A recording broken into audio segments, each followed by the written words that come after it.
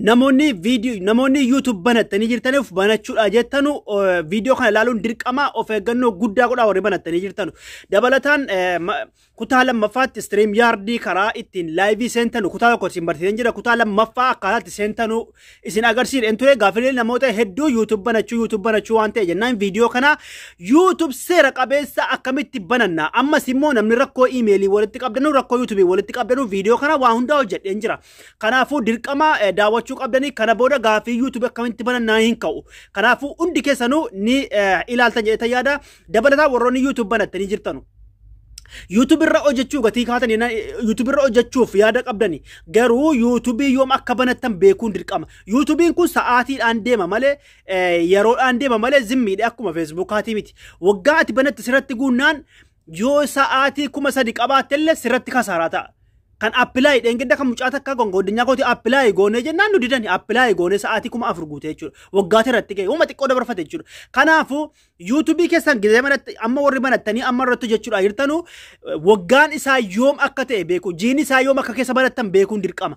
Kanaafuu yoo kana beektanii malee zimmettanii hojjettanii isinii ifaajee sa'aatii 3,500 gaatee waggaan isinirratti guunnaan kasaaraa galuurraa yoo sa'aatii hin beenne yoo yeroo isaa hin beenne yoo akkaataa isaa hin beenne tokko hidhaa eegalaa.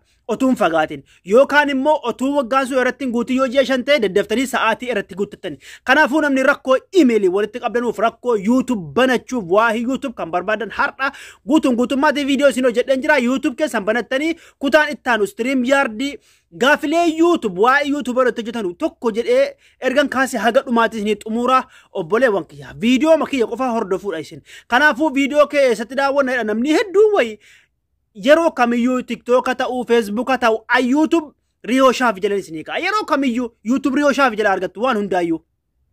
Kanaafuu waa'ee YouTube rakkoo YouTube Rio Shaaf YouTube Rio Shaaf jedhatan hojjedha. Har'as viidiyoo kana YouTube Rio Shaaf jedhatti dhaqaa ilaala. Kan profaayilii tuxxanu kan liinkii battee xanu YouTube Rio Shaaf jedhatti ilaaltanii kutaa ittaanu waan hin barsiisee dabarfadhe irra deebitanii na gaafatin irra deebi'ee barsiisutti rakkoodha waan ta'e jennaan kutaa ittaanu waan hordofaa jirtanuuf kanaafuu guutummaatti hordofaatii gama kan isin dabarsa gara barumsaa isin dabarsa YouTube Rio Shaaf jedhatti daawwadha. Hubachuu qabdanu inni guddaan maali beektu warroonni chaanaal banattanii jirtanu yoom akka banattan beekuu qabdani.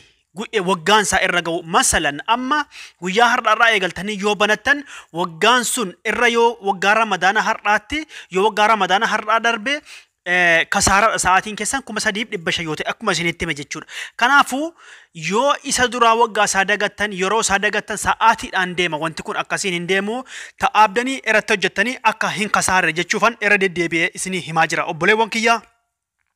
Kanaafuu warri banattanii jirtanu akkasitti naa hubattanii warri hin bananne immoo ilaala rakkoon qabu haga waggaa ramadaana har'aatti jechuudha. Sa'aatiin malee deemamu. Kanaafuu bu'aa guddaa qabaa waggaa har'aa keessa jechuudha. Hanga waggaa har'aatti sa'aatii qallaalitti guuttatan ji'a lamatti guuttatan namni. Ji'a lama ji'a sadiitti guuttatan. Kanaafuu obboleewwan kiyya warri YouTube banattanii jirtanu ifa isiniif ta'ee jedhee yaada. Addisii yoo jiraattan subscribe godhaa kun sadanuu kiyyuma jechuun kun lamaan kiyyoo sadii subscribe godhaa bell iPhone yookaan mallattoo Olira jirtu kana kaadha isiniin jedha. Addisiin mallattoo kanarra kaadha. Maatiiwwan chaanalichaa immoo laayikii yoo gootanii maaltu akka isinitti tolu ilaaleetan isiniif hojjedha. Ani wanni hojjedhu kun gaarii akka ta'u agarsiisa. Mee gara barumsaatti dabarfanna hayyallah. Amma qaxxeetumaan YouTube namni ofirraa dhabe hin jiru.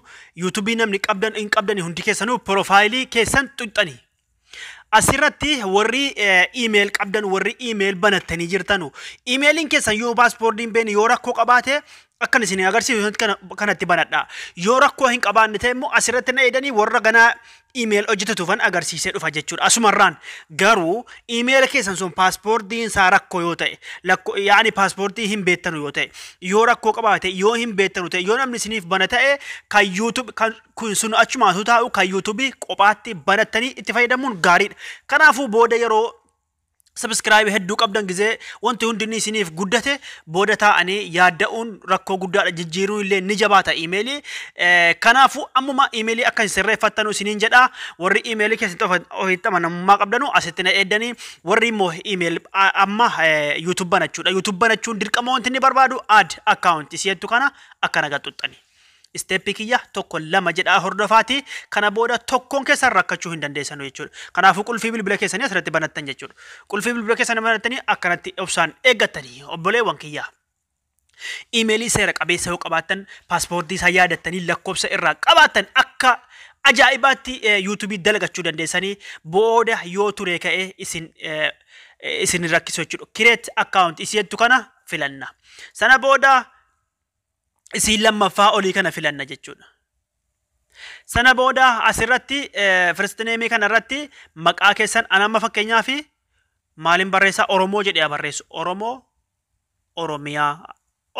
jedhu nan guba waan ta'e nan guba bakka. Ana maaliif isin agarsiisuuf waan ta'e jennaan. Sana booda akkanatti optional illee kun haa ta'u garuu gaaratti maqaa keessan jakkatti maqaa abbaa keessanitti guuttattanii erga maqaa imeelii keessaniiti. Amma imeelii kun maqaa YouTube miti kan YouTube ganaa isin agarsiisa. Sana booda next gootanii. Obsumaan eeggattanii obboleewwan kiyya asirratti fakkeenyaaf asirratti bakka guyyaa kanatti fakkeenyaaf guyyaa 5 illee 25 illee hojjettan akka feetan jettan asitti fakkeenyaaf guyyaa 21 jedhuan ashee 21 jedhu bakka ji'a kanatti immoo manzii kanatti immoo apiriyo ji'uma keessa jirtutti guuttani rakkoon hin jiru asirratti bakka waggaa kanatti immoo fakkeenyaaf akka warra faranjootaatti yoo sirrii guuttan illee yoo dabsanii guuttan illee amma 19 sagaltamii saddeetiin godhaano yaani yoo sirriitti guuttan illee yoo sirrii osoo baattan illee rakkoon hin jiru kanaafuu kan akkaanti guuttatanii isii gadii kanatti immoo akkas tuttanii yoo feetan dhiira filattanii yoo feetan immoo akkuma feetan filattanii anamma tayyib ofumaan filadhaa kana guuttattaniitu miti yoo kanan guuttan isin hin dabarsu jechuudha next gootanii obsaan eeggattanii amma gara imeelii keenyaatti nu deebise amma asitti Oromoo 48 jedha maaliif filachuu qabdan isin immoo isa sirrii ta'e gaaratti o jedhee quxurii o lama kaayatti quxurii itti guutee sana hin filattanu isin fakkeenya isin himaara isa sirrii ta'e filattanii fakkeenyaaf yoo fakkeenyaaf Riyoo Shaafiitiin banadhe bakka tokko isa gubbaa kanatti Riyoo Shaafii jedha gara gadiitti immoo Shaafii Riyoo jedha isin immoo maqaa keessanirraa isa jalqabu banattanii anamma Oromoo 48 isa jedhu kanarratti tuqee gizee kana buleenaa bobeesse next godha obboleewwan kiyya imeelii asirratti wanti isin baay'ee eeggachuu qabdan paaspoortii kana dagachuu qabdan namoonni hedduun paaspoortii koon dagadha la dagachuu qabdan asirratti maqaa isin gaafata lakkoofsa jechuun lakkoofsa qofa osoo hin taane maqaadhaa fi qubeedhaa fi lakkoofsa isin gaafata fakkeenyaaf amma ani maal jedhee banadhu riyoodhuman jedhaan amma riyoodhuman jedha riyoo gizeen jedhee ka'eeyoo dirqama lakkoofatti guutuun qaba lakkoofsatti guuteera amma dijitii 8 ol ta'uu qaba fakkeenyaaf akkaantitti guuteera amma feetan itti guutan isin immoo maal fayyadamtanii akkeessa isin warri imeeliin keessanii yuutuubiin banachuu jettan waggaa hedduu isiniif turaa waan hedduu qabata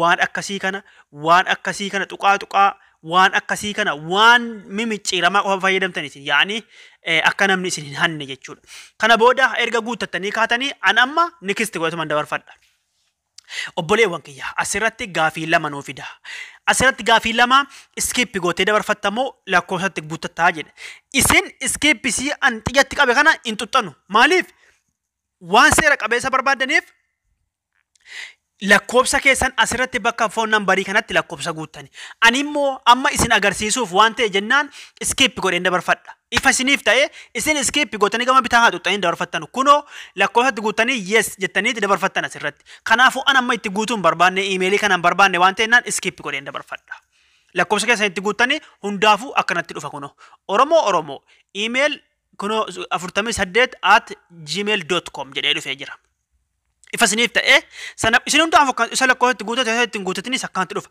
sana booda next si'eetu jirti next gootanii obboleewwan kiyya kunoo akkanatti isinii dhufa akkana olaatanii gizeettanii seera YouTube seera Google dubbiseera yaani qeebalee jechuudhaaf isii gama mirgaa jirtu kana akkana cuqaastanii obboleewwan kiyya amma xumurree jirra ifa isiniif ta'e isiniif gala miti an viidiyoon kiyya isiniif gala jedheetan yaada amma xumurree Google wal fudhatee jira walumaan laalla paaspoortii keessan dagachuu hin qabdanu gonkuma amma gama YouTube banachuutti deemna YouTubein xiqqoodha amma nu fudhatee jira asirratti gizee akkanatti isin fudhatee profaayilii keessan gubbaarratti isiniif baasa an amma tun keessaa bahetti deebi'ee profaayilii kiyya obsaan eeggattanii qubee O gaaratti baaseera Oromoo irraan kaase waan ta'e jennaan qubee O baase jira amma akkanan tuqa asirratti wanti hin hubachuu qabdanu warri chaanaala danuu imeelii danuu qabdanu kunoo xiyyatti kana rukuttanii danee hundisaa akkanatti gad isinii garagala ifa isiniif ta'e amma imeelii an qabu hundisaa akkanatti garagalee jira jechuudha imeeliin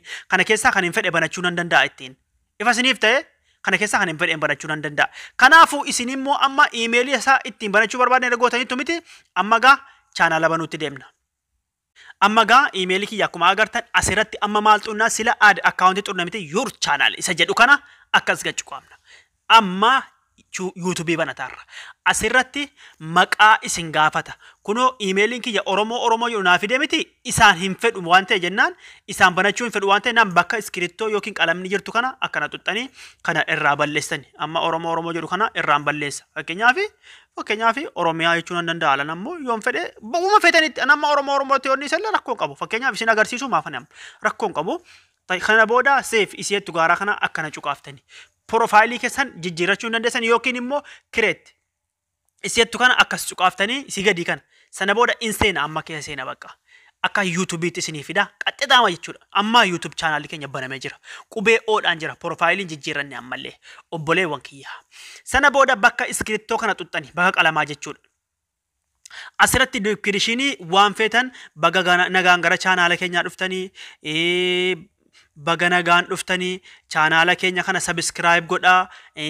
ingiliffa yoo dabaltan hin caalaa subscribe godhaa maal jettanii waan irratti barsiisuu deemtan sana waan irratti hojjechuu deemtan sana faa namaaf ibsitani inni immoo eessa akka taa'u isin agarsiisa maqaa jijjiirachuuf kunoo qalama olii kana jirti isa gadi kana immoo itti oofin godhina banaa maa taa'u profaayilii jijjiirachuuf kunoo asirra yoo xuxxanii bakka kameeraa haa xuxxanii isii gadi kana filattanii seentanii waan feetan filattanii godhachuu dandeessani baanarii isii kana immoo isii kameeraa xiqqoo gaara gubbaatti agartan kana immoo isii amman tuqe kana gaara gubbaatti agartan kana immoo isii jijjiirachuu dandeessani walaakin isiin bakka biraatti hojjetamtee dhufti garuu isii qophaattan isinii hojjedha warroonni waa'ee YouTube hojjechuu feetan tokko tokkoon isteeppii kiyya takkattala namaafillee sheer godhaa isi qophaattan isinii hojjedhee isin agarsiisa garuu jijjiirachuu dandeessan amma seenetan waan tokko fidee dhufa bakka footoo kana yoon dha'e amma waan tokko seenetan fidee dhufa barreeffama yoon argadhe gaalaarii kiyya keessa obsaan na eegaa gaalaarii kiyya keessa amma fakkeenyaaf barreeffama tokko fidadheen dhufa amma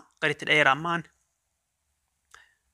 naan fudhatu jechuudha maaliif barreeffama waan sila seera isaatiin barreeffame malee hin fudhatu kanaafuu isa kana qophaattan isin agarsiisa obsaan na eegaa tayyib amma gaa chaanaali keenya banamee jira akkuma argaa jirtanu kuno no video no subscribe jedha asirratti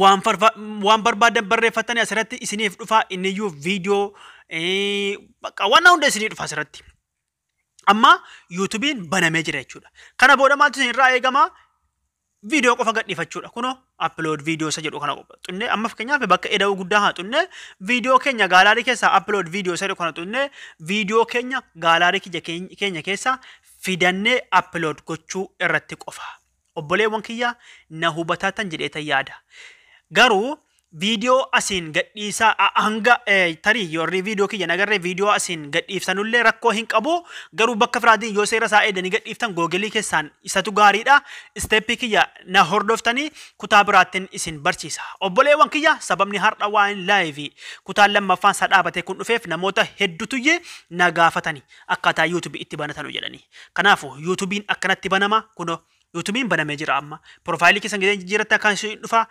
kana fakkaata obboleewwan kiyya YouTube banachuun akkaitti YouTube banadhaa kutaan ittaanu immoo akkaataa isin laayivii irratti seentanu isin barsiisa namoota hundaaf sheer godhaa oromoo kiyya jajjabaadhaa galatooma